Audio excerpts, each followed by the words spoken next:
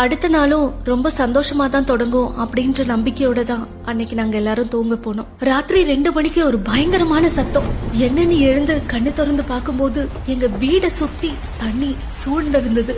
திரும்பி என் குடும்பத்தை பார்க்கும்போது யாருமே இல்ல.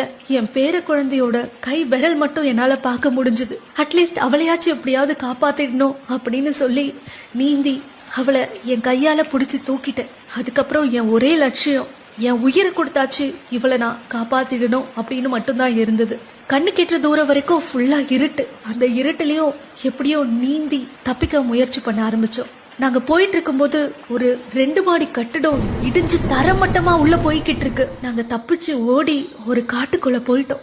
காட்டுக்குள்ள கொஞ்சம் தூரம் ஓடினதுக்கு அப்புறம் பார்த்தா எங்களுக்கு எதிரில 3 காட்டு யானை, அதுவும் ஒரு கொம்பன் யானை எங்க கிட்ட நெருங்கி வந்தது. நாங்க ஒரு பெரிய துயர்ல இருந்து ஓடி வந்திருக்கோம். தயவு செஞ்சு எங்களை எதுவும் பண்ணிடாத.